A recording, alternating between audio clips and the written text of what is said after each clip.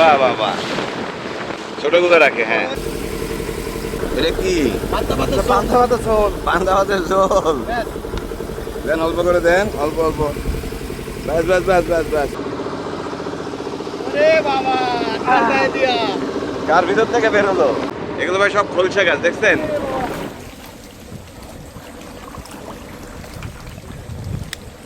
সবাইকে আমন্ত্রণ, আশা করি ভালো আছেন। সামনে খোলপেটুয়া নদী দেখছেন, ঠিক নদীর উল্টো পাশে সুন্দরবন। শেষ ভাটায় আমাদের ছোট্ট ট্রলারটি মাছ নদীতে রাখা ছিল। আমরা সারাদিন একটি পুকুর পাড়ে ছিলাম, মাছ ধরেছি, এখন ফিরে যাচ্ছি। ট্রলার আসছে আমাদের নিতে। চলেন চলেন।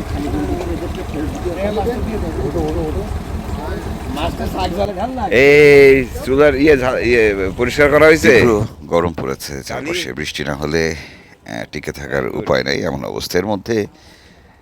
আপনারা যারা দেখেছেন আগের পর্ব নিশ্চয়ই দেখেছেন যে একটি পুকুর পাড়ে বসে আমরা বনভোজন করেছি আর মাছ ধরেছি। ভাই, এগুলো কি রান্না করে খাওয়াবেন? হ্যাঁ, এরপরে আসতে হবে এই ট্যাংরা মাছ ধরার জন্য, বুঝছেন? এই ট্যাংরাটা ধরার জন্য আসতে হবে সিস্টেম করে। এই কি কি ধরলাম আমরা। এই খারাপ না ভাই, চলবে, আমাকে গরিব মানুষের সংসার চলে। এক সন্ধ্যা হয়ে যাবে না? ভাত আসলো কোন এর মধ্যে? হ্যাঁ, এর মধ্যে ভাত আসলো কোন? ওই যে ওই যা ওইখানে ভাত খেয়ে কি করছো? ওটাও একবার ওইখানে কোন দিই। এটা মাছটা ঢেলে দিয়ে ছবিটা নিয়ে। গাবুরা থেকে আমরা রওনা দিচ্ছি। আমরা সম্ভবত চূড়া নদীর কোথাও গিয়ে আবারও নোঙর করব। রাতটা সেখানেই থাকবো, পরদিন সকালে অন্য কোনো দিকে ছুটবো। সাইকেল যাবে না? না না না, তার ফোন চার্জ নেই। বলছি এই আলম ভাই ওঠেন। কাকা, দেখা হবে না? থাকেন, ভালো থাকেন। এই নাম্বার নেই। ট্রলার যাত্রা শুরু করলো। এরপর নদী পাড়ি দেওয়ার কথা, কিন্তু যাত্রাপথে একটি বিরতি নিলাম গাবুরার চকবাড়াতে। ভাই, 16 দলীয় টুর্নামেন্ট হচ্ছে নাকি এখানে? এখানে নদীর ঘাটে ছোট্ট একটি বাজারের মতো রয়েছে, কয়েকটি দোকান রয়েছে। এখানে অনেক রাত পর্যন্ত মানুষ থাকে, চা আড্ডা চলে। আমি তো ভাবলাম যে চ্যাম্পিয়ন টিমকে আবার চ্যালেঞ্জ করবো আমরা। ওরে বাবা, বাতাস কিন্তু গরম গরম লাগতেছে, আবার ঝড় আসবে মনে হয়। আমরা চকবাড়ায় দাঁড়াইছিলাম, এখানে যে ক্যারাম টুর্নামেন্ট হচ্ছে দেখলাম, দেখে আবার নদীতে যাচ্ছি। এখন কি ভাটা হয়ে গেছে? ওকে ভাই, চলেন চলেন চলেন, গল্প করলে শেষ হবে আন্তনের ভাইয়ের। ও ভাই, আসি। চলেন ভাই। কারেন্ট কি থাকে কম বেশি? ও, কারেন্ট যায় বেশি? স্যার যায় না, ওই মাঝে মধ্যে আসে স্যার। জোয়ার ভাটার চক্করে পড়লে এখানে চলাফেরা করা বেশ কঠিন হয়ে পড়ে, মাঝে মাঝে আটকা পড়তে হয়। তো আমরা সেই চক্করে পড়তে রাজি না, যেহেতু শেষ ভাটা, রওনা দিয়ে দিব আমরা।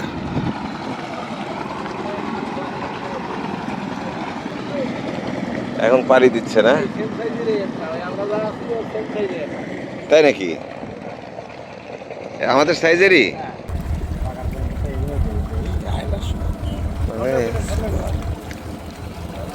যা ইচ্ছা তাই করার কোনো সুযোগ নাই। ভাটার সময় তো এখানে বেশিক্ষণ দাঁড়ানো যাবে না। উঠে পড়েন, দেখি আমি উঠে পড়ি। ওরে বাইরে ভাই, ওরে কি দোলা দোলে। আচ্ছা, তুমি লুঙ্গি পরিছ? আমিও পড়ছি লুঙ্গি, এই যে দেখো।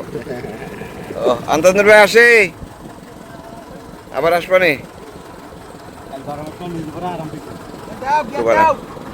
চলো মুন্সিগঞ্জ চলো।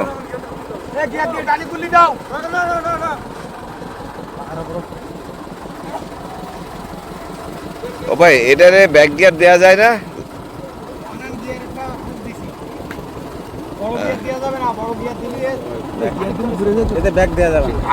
বেলায়েত সর্দারের ছোট্ট ট্রলারটি নিয়ে আমাদের এবারের সফর বেশ জমেছে, যদিও মানুষের তুলনায় কিছুটা ছোট, তারপরেও বেশ চলে যাচ্ছে। আমরা খোলপেটুয়া ধরে সোজা রওনা দিলাম চুনা নদীর দিকে।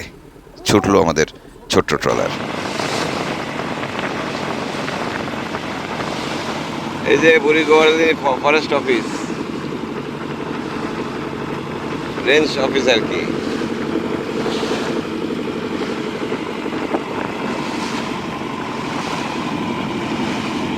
এখান থেকে চুনা শুরু হলো না? বুড়ি গোয়ালিনী থেকে এক পাশে লোকালয় আর আরেক পাশে সুন্দরবন। আমরা চুনা নদী ধরে পশ্চিমে এগোচ্ছি। কিছুক্ষণ পরেই দাতিনাখালি মহসিন সাহেবের হলো পার হয়ে, কলবাড়ি পার হয়ে আমরা সোজা মুন্সিগঞ্জে এসে নোমর করেছি। এখনকার যে আবহাওয়া, তাতে করে বড় নদীতে থাকা মোটেই নিরাপদ নয়। যাই হোক, আমরা মুন্সিগঞ্জে আছি, রাতটা এখানেই কাটাবো। কিন্তু ভাই ট্রলার সারা রাত বেশ খানিকটা বৃষ্টি হলো, বাতাস ছিল। আমরা এর মধ্যে দিয়ে রান্নাবান্না করে খাওয়া দাওয়া করে শুয়ে পড়লাম। দারুণ সুন্দর একটি ঘুম হলো। ঘুম যখন ভাঙলো তখন আকাশটা বেশ পরিষ্কার, সূর্য উঠছে। চারপাশটা দেখে মনে হচ্ছিল যেন পৃথিবী না অন্য কোথাও এসে আমরা দাঁড়িয়েছি। বাচ্চু পান্তা রান্না করতেছো নাকি? হ্যাঁ, পান্তাও রান্না হয়? হ্যাঁ, পান্তা কি দিয়ে খাবে সেটা জোগাড় হচ্ছে। না সেটা ঠিক আছে, আমি বললাম যে পান্তা রান্না হচ্ছে। বাচ্চু বলে হ্যাঁ। ওই যা বলেন আপনি তাই হ্যাঁ। তাতেই হ্যাঁ। বাচ্চাকে আমি চিনতে পারতেছি না আসলে, কেমন জানি দূরে দূরে থাকতেছে।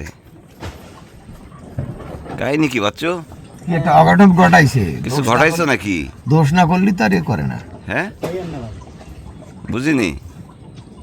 বাইক চালাম এক জায়গা মেলা ভাগিদার হচ্ছে। ভোরবেলা? হ্যাঁ, ভোরবেলা ওকে পিছু থাকবে। আমাদের অফিসে বাচ্চু থাকতেছে উঠেছে, বেলাত ভাই, মানিক ভাই সহ বাকিরা কিন্তু এখনো ঘুমাচ্ছেন। আমরা নাস্তা মোটামুটি রেডি করে রওনা দিচ্ছি। আবহাওয়া ভালো নাই। আকাশে কি বৃষ্টি বৃষ্টি ভাব নাকি বাচ্চু? হ্যাঁ, 3 নাম্বার সিগন্যাল চলতেছে। আমরা তো টেরই পেলাম না সিগন্যাল চলে।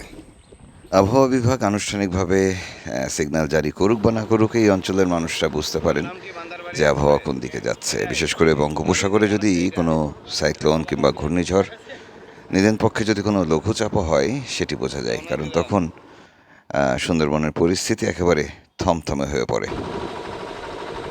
ওর নাম কি বান্দারবাড়ি? বন উপকূলে ঘুরতে ঘুরতে আমি নিজেও হয়তো কিছুটা বুঝতে পারি এখন। যাই হোক, আমরা বৃষ্টি বা ঝড় বড় রকমের কিছু আসার আগেই রওনা দিয়েছি, যাচ্ছি কালিঞ্চির দিকে। হ্যাঁ, ওইটা হলে আমাদের জন্য খুব পারফেক্ট হয়।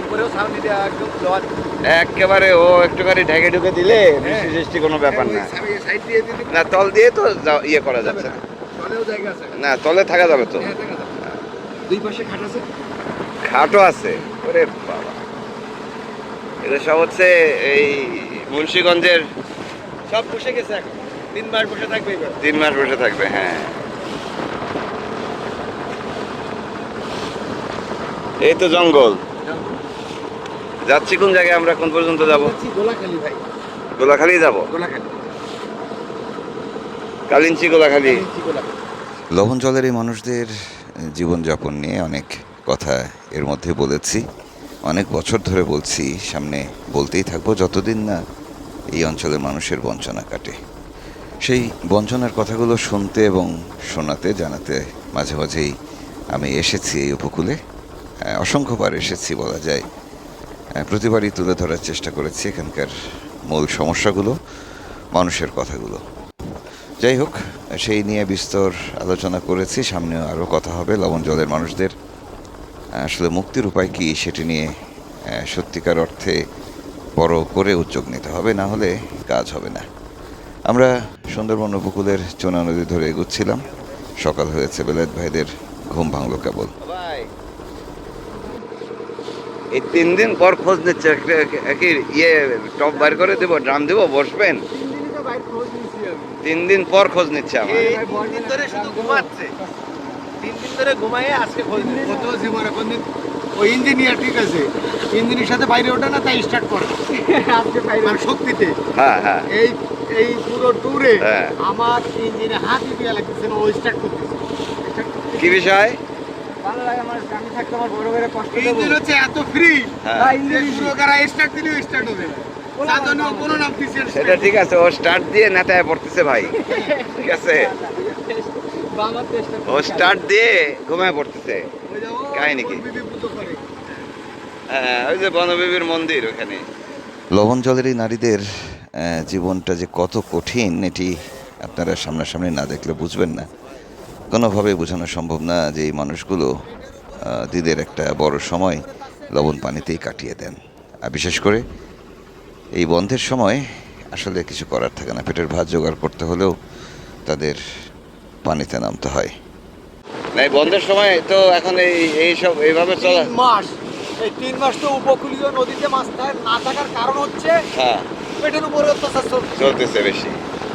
এবার উপকূলীয় অঞ্চলে হ্যাঁ। নদীতে একেবারে যেই কোনো পোনা হ্যাঁ। ধরা হবে, হ্যাঁ, নদী দিয়ে যা যাবে তাই ধরা পড়বে। ধরা পড়বে। জঙ্গল বন্ধ। ভেটকি চাষ করে ওরা, বাহ, আছে এরা। এই সোতে রাখে কেমনে? আছে, বন উপকূলে আছে। অনেকদিন পর একটি বিকল্প কর্মসংস্থানের মাধ্যম দেখলাম। ও, উপরে নেট দেওয়া। উপরেও নেট দাও, উপরে যাও। বাহ বাহ বাহ, ভাই সিস্টেমটা দেখছেন?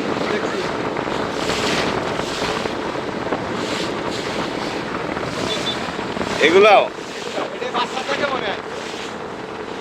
এগুলো সব হচ্ছে এটা ছোট এনে রাখে। ছোটগুলো রাখে। হ্যাঁ, ওইটা ওইটা দিয়ে। বাহ বাহ বাহ, ভাসমান ভেটকি, ভেটকি চাষ আর কি। তাদের তো যাদের খাবার টাবার দেওয়া লাগে ভাই নিয়মিত, এটা তো আর মাছ দেয়, ছোট মাছ। খাবার দেওয়া লাগে তো। এটা সবচেয়ে সুবিধা হচ্ছে স্রোত। হ্যাঁ হ্যাঁ, পানি পানি। বেশ বেলা হয়ে গেল, আমাদের ক্ষুধাও লেগেছে। ওদিকে মানিক ভাই উঠেছেন, পান্তা ভাতের সাথে ডিম ভাজা হয়েছে। সকালের নাস্তা চলতি পথে আমরা করে নিচ্ছি। বলা যেতে পারে ভেসে বেড়ানো চলন্ত বনভোজন। এটা খাইছে?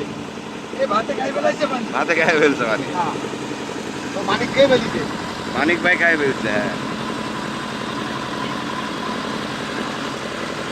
তাহলে মুরগিটা আনা হয়নি,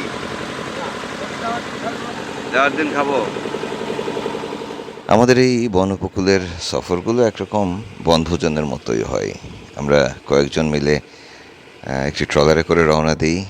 মংলা থেকে হয়তো যাত্রা শুরু করি, এরপর লম্বা পথ পাড়ি দিয়ে আমরা সাতক্ষীরার একেবারে শেষ প্রান্ত পর্যন্ত যাওয়ার চেষ্টা করি। এবং এই পুরো সফরে সাধারণত আমাদের সকালের নাস্তা হয় আলু ভর্তা, ডিম ভাজি এবং পান্তা ভাত দিয়ে। সকালের নাস্তা হিসেবে এই খাবারটি বেশ সয়ে যায়। এছাড়া সারাদিনের যে বাকি খাওয়া দাওয়ার আয়োজন থাকে সেগুলো জন্য মূলত আমরা বাজার করে নিয়ে যাই, যেখানে সেখানে ঘাটে ভিড়িয়ে বাজার করি অথবা বাড়িঘর থেকে হাঁস মুরগি কিনে নেই। তো এভাবেই চলে আমাদের সুন্দরবনের বনভোজন, বন উপকূলের ঘোরাফেরা। পান্তা ভাতের ঝোল আনতেছে। পান্তা ভাতের ঝোল। এটা কি? পান্তা ভাতের ঝোল। পান্তা ভাতের ঝোল। হ্যাঁ। দেন, অল্প করে দেন, অল্প অল্প। ব্যাস ব্যাস ব্যাস ব্যাস ব্যাস। বাবা,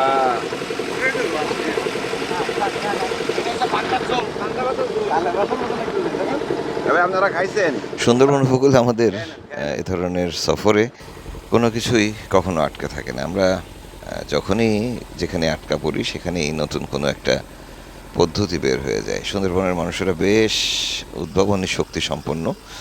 যাই হোক, আমরা সুন্দরবনের পাশ দিয়ে যখন যাচ্ছি, এই নদীটি মালঞ্চ নদী। পাশে যে গাছগুলো দেখছেন বেশিরভাগই খলিশা গাছ। খলিশা ফুলের ফল হয়ে গেছে, মধু উঠে গেছে আরও আগেই। মধুর মৌসুমও শেষ। আমরা এখন অতিক্রম করছি হরিনগর।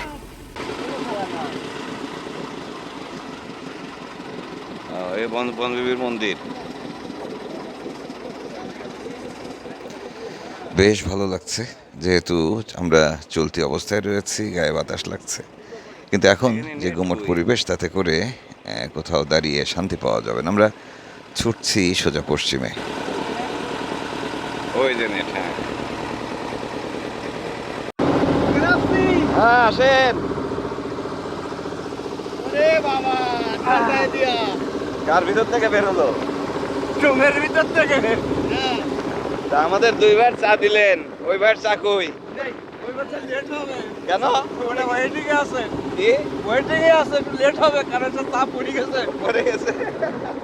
ভাই আপনার চা পড়ে গেছে ভাই, আমার দিবেনি। আহ, এবার বুঝছি, এগুলো ভাই সব খোলসা গাছ দেখছেন?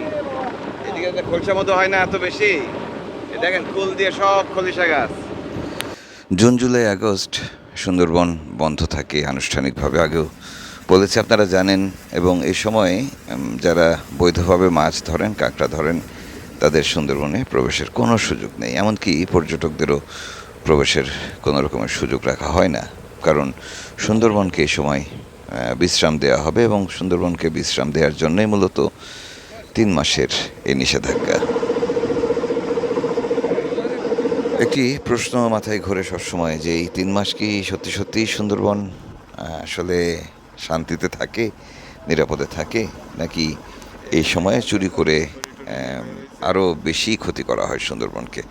এখন বেশি ক্ষতি না কম ক্ষতি সেটি পরিমাপের আসলে কোনো ব্যবস্থা নেই। তবে আপাত দৃষ্টিতে যেটি দেখি সেটি হচ্ছে এই সময় বেশ কয়েকটি অসাধু চক্র যারা বনের ভিতরে ঢোকে এবং তারা কোনো কিছুর তোয়াক্কা করে না, গায়ের জোরে তারা সুন্দরবনে বিষ দিয়ে মাছ শিকার করে। দলবদ্ধভাবে তারা থাকে মাসের পর মাস সেখানে, আগুন জ্বালিয়ে তারা সেই চিংড়ি মাছ শুকান, শুটকি করেন। সেই চিংড়ি মাছ আবার কোনো না কোনোভাবে লোকালয়ে আসে, শুটকি চিংড়ি ছড়িয়ে যায় সারা দেশে। কাজে আপনাদেরকে আমি বলবো, যারা চিংড়ি শুটকি খান, এই বর্ষার সময়ে যেই শুটকি উৎপাদন করা হয় সেগুলো অবশ্যই বিষ দিয়ে ধরা কিংবা বিষ দিয়ে ভিজিয়ে তারপর শুকানো। কাজেই সেই শুটকি থেকে আপনারা সাবধান থাকবেন। আমরা চলে এসেছি, অনেকটা পথ চলে এসেছি সুন্দরবনের একেবারে পশ্চিম প্রান্ত, বাংলাদেশ অংশের সেই পশ্চিম প্রান্তের কাছাকাছি চলে এসেছি। সামনে যে জায়গাটি দেখছেন এই জায়গাটির নাম কালিঞ্চি। এটি কালিঞ্চির খেয়াঘাট। হাই, ভিডিও চলতেছে। ওকে, লোকজন সন্দেহ করতেছে। ওয়ালাইকুম আসসালাম। লোকজন সন্দেহ করতেছে। ইয়ং হওয়ার কারণটা কি? আপনি যে ইয়ং হলেন এটার কারণটা কি?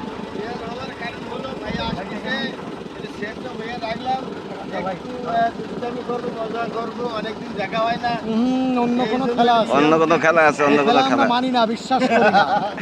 অন্য কি খেলা আছে? কি? ঘটনাটা কি? ইয়াং হচ্ছে ঘটনাটা কি? হ্যাঁ, ওরে সাদা পাকা, সাদা পাকা, শুধুমাত্র ঢেকে রাখছে বাঘের মতো চুল, বাঘের মতো চুল।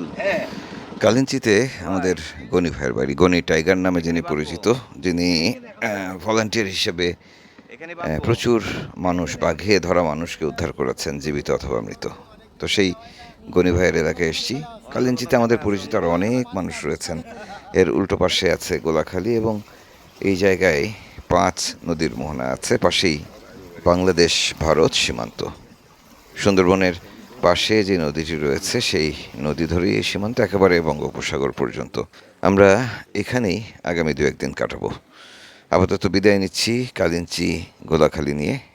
সামনের পর্বগুলো দেখুন। ভালো থাকবেন সবাই, কাল আবারও দেখা হচ্ছে।